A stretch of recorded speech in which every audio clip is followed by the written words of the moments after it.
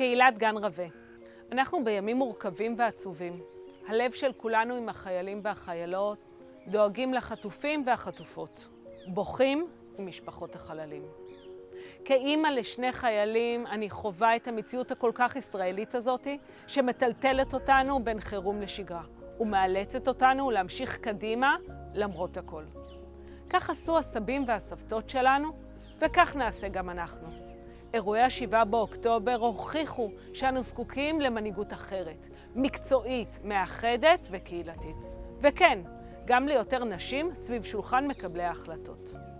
הבחירות לרשויות המקומיות התקיימו ב-27 לפברואר. זו ההזדמנות הראשונה לבחור הנהגה חדשה שתביא עמה שינוי, ריפוי וצמיחה.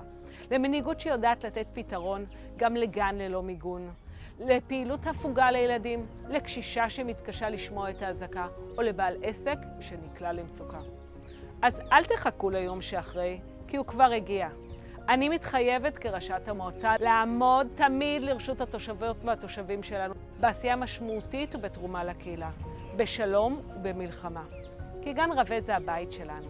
הצטרפו אליי לדרך חדשה, כי ביחד ננצח.